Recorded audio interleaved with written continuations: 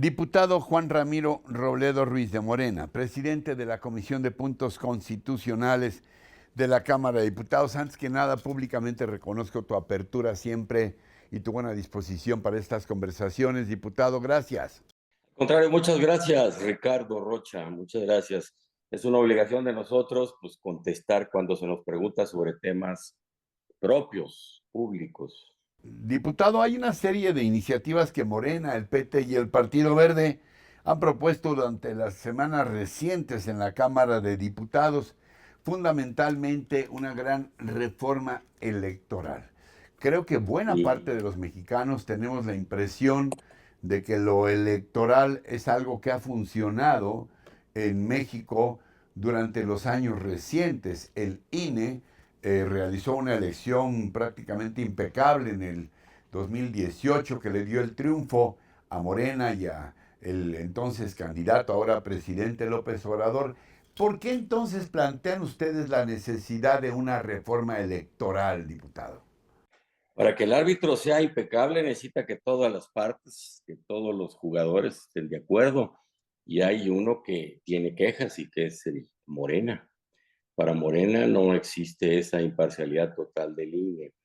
De ahí el planteamiento que hay para hacerle modificaciones, por una parte. Por otra, aunque fuera incontestable, indiscutible la actuación del órgano electoral, siempre es mejorable. A juicio de todos es un órgano muy grande y muy costoso. Independientemente de las quejas que pueda tener el grupo parlamentario de Morena y otros partidos. Yo creo que conviene que el órgano se revise a ver qué facultades tiene de más y por qué está gastando tanto dinero, sobre todo gasto administrativo injustificado.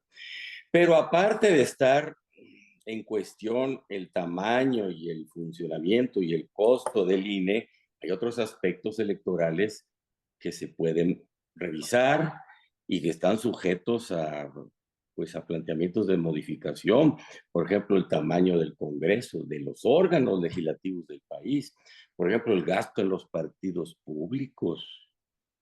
Por ejemplo, la función duplicada que tiene el INE respecto de los órganos electorales locales. Todas esas cosas, pues, son revisables. Todas las instituciones de un país en proceso de transición, Sí. en un sentido o en otro, pues son revisables. Esa es la razón. A la fecha, en este tema, hay otros de carácter político también muy interesantes que tienen que ver con la división de poderes y particularmente con el Poder Judicial Federal, pero en este hay, hasta hace 10 días, alrededor de 50 iniciativas entre todos los partidos, entre todos los legisladores. 50. Una es la del presidente, que ha hecho suya Morena y el PT y el Verde. Otra muy importante es la que presentó el PAN, que es, pues, una propuesta de cambios, de muchos cambios, diríamos integral, pues sí, igual que la del presidente. Integral respecto del espectro de cosas que están en cuestión, no absolutamente todo. Y también el PRI, si bien no presentó una iniciativa formalmente que haya registrado en la oficialía del Congreso, pues sí la ha hecho pública y la maneja. Y otros partidos y legisladores en lo individual han presentado una propuesta y otra, y en la suma son, pues, ya más de 50, más de 50. ¿Qué habrá que hacer? Bueno, pues lo primero es ponernos de acuerdo en un método de trabajo, Ya. y lo segundo, ver en qué temas hay consensos de todas las fuerzas políticas. Yo encuentro que solo hay un consenso completo entre todas las fuerzas políticas, particularmente las tres principales que, pues, que suman el 80%, Sí. el 85% de la Cámara de Diputados y de Senadores. Y entre similitudes entre una fuerza política, digamos, la uno con la 2, pues prácticamente ninguna. Pero la uno con la 3, Morena y PRI, sí hay algunas coincidencias. Y entre PRI y PAN también. Ajá. ¿Cuáles tienen posibilidad de pasar pues las que tengan una similitud que sume la mayoría calificada y nada más son Morena, PT Verde y PRI. En Sí, algún aspecto, diputados de MC han propuesto cosas muy atendibles, del PRD, en fin. Eh, ¿Qué cosas a nivel constitucional pueden prosperar?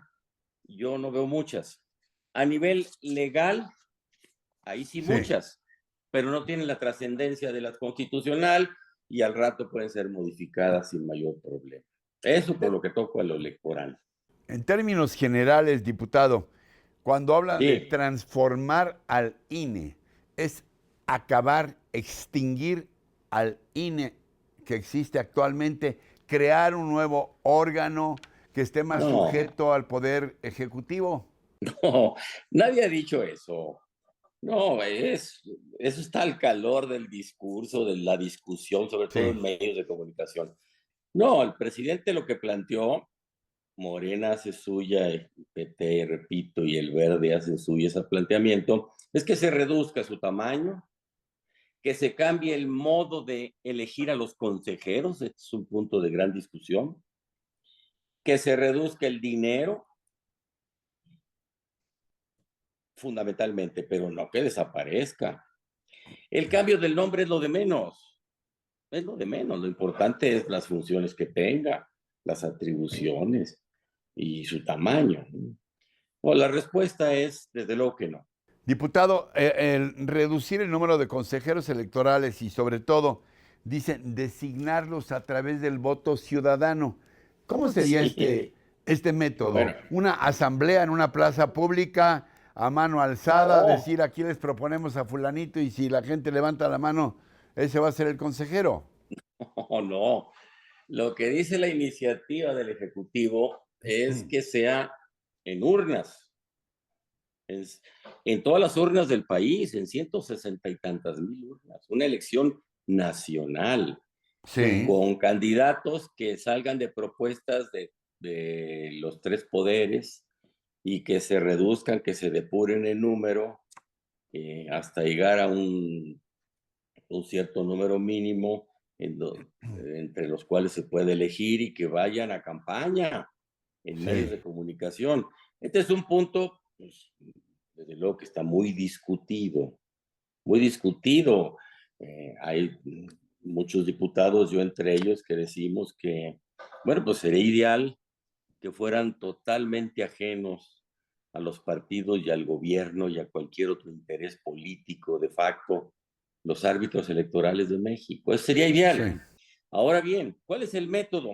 La elección directa popular, pues puede ser si encontramos una fórmula impecable que impida que los partidos políticos y los medios de comunicación y los grandes empresarios se entrometan en el proceso de elección de los Ya. consejeros electorales del INE. Si encontramos esa fórmula, pues todos estaremos de acuerdo en que hay una elección de base directa, popular para los árbitros electorales. Habida cuenta que el día que Ah, elijamos un presidente así, del INE, o de como se llame el órgano electoral, pues va a ser tan o más importante que el presidente de la República. a ver, diputado, dices cuando hablas de órganos electorales, ¿qué incluye esta propuesta en relación al Tribunal Electoral del Poder Judicial de la Federación? Entiendo que la propuesta, si no me corriges, por favor, incluye castigar al tribunal cuando se supone que el tribunal es el que se encarga de castigar a los que no No, participen debidamente en la no. contienda. Ahí la propuesta es que se reduzca el número de magistrados y que también se elijan de manera directa en base popular, en urnas públicas. Y hay, por otro lado, fuera de los planteamientos de reforma electoral, otras propuestas para que el Tribunal Electoral delimite muy bien sus funciones y que se ocupe exclusivamente de juzgar los asuntos electorales, es decir, los asuntos de los partidos y de las elecciones y de los candidatos que tienen que ver con la constitución del Poder Ejecutivo y la constitución del Poder Legislativo, pero no hacia adentro de los órganos en respecto de actos que no tienen naturaleza electoral.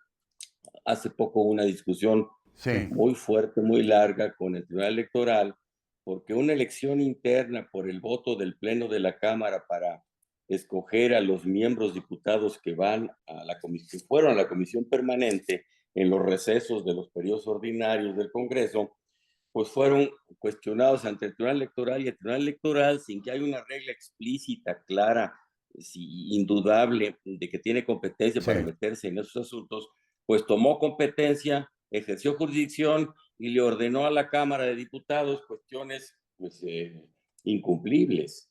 Entonces, ese tipo de actos deben quedar muy claros en la ley, hasta dónde un tribunal electoral tiene Sí. jurisdicción en su materia. Pero no castigarlos, desde luego, pues tiene que haber un tribunal que diga la última palabra. Diputado, finalmente, ya sabes que este espacio ha estado y siempre estará abierto para ti, pero finalmente, ahora ya el tiempo nos apremia un tanto, finalmente, ¿qué le dirías a quienes nos están viendo y escuchando? ¿Por qué estas iniciativas de ustedes son importantes, no nada más para las relaciones entre poderes y entre partidos, sino también para todos los mexicanos en general? ¿Por qué son importantes? Bueno, el solo hecho de discutir la fórmula para elegir al gobierno en cualquier país, a la autoridad en cualquier comunidad, en cualquier sociedad, así sea una de alumnos, así sea de un club de servicio social, así sea la de una provincia o de una organización internacional, es importante para todos, de por sí, de suyo. Primero. Segundo, pues porque los temas electorales siempre son muy politizados, ¿sí? Y a la hora que trascienden en la discusión, todo mundo opina.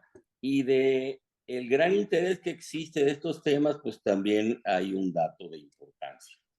A todos nos debe interesar si la autoridad electoral Sí, está aceptada absolutamente por todos los participantes en el juego democrático partidista. A todos nos debe interesar que las elecciones siempre lleven un curso de normalidad, como se decía antes, y que todo el mundo acepte sus resultados. Cuando hay una persona que no los acepta es por una de dos razones: o por inmadurez política de la comunidad, de la sociedad del país, o porque de verdad hubo una anomalía en el procedimiento y se dejó pasar o se sancionó indebidamente. Entonces, de por sí el tema es muy interesante. Y hablando de los tiempos, me gustaría que otro día, Ricardo sí. Rocha, habláramos del tema que tenemos muchos diputados en la cabeza, sobre también poner en claro la división de poderes en México. Estamos inconformes con atribuciones que se ha tomado para sí, sin que estén en la ley ni en la Constitución, el Poder Judicial Federal, incluyendo a la Suprema Corte. Sí, la iniciativa dice que ya no debieran de disponer de decisiones de controversias constitucionales, eso entiendo. Esa iniciativa es de una diputada de Morena que lo hizo por su propia autoridad y su Eh, libertad y su legítima facultad de presentarla, pero no es algo que esté consensado en el grupo, ni siquiera lo hemos discutido, pero sí hay muchas iniciativas como esa que proponen no impedirle al Poder Judicial que revise leyes o actos de autoridad, desde luego que no, no, pero que solamente haga eso, que no se ponga, bueno, por ejemplo, a proponer que se derogue la Constitución, a eh, desaplicarla. En eso no estamos de acuerdo. O que en un juez se meta a dictar políticas públicas, bueno, o que prácticamente invadan al Poder Legislativo dictando leyes o diciéndole qué deben decir las leyes. Eso no lo puede hacer el Poder Judicial. En eso ya. estamos discutiendo internamente y pronto vamos a presentar una serie de propuestas para que se discutan libremente, abiertamente, francamente, entre todos los grupos parlamentarios y con todos los sectores de la abogacía, con el Poder Ya. Judicial, de buena fe. Yo te ofrezco que este espacio se quede abierto y que hablemos en su momento Gracias. de este, que también es un Gracias. tema fundamental para el país. Diputado, te agradezco mucho, Juan Ramiro Robledo Al Ruiz de contrario, don Morena, Ricardo presidente de Rocha. la Comisión de Puntos Constitucionales. Te lo Al aprecio contrario, don mucho. Ricardo Rocha. Y muchas gracias también a ustedes por su atención, su compañía y lo que más aprecio, su confianza en este espacio. Hasta la próxima, hasta siempre.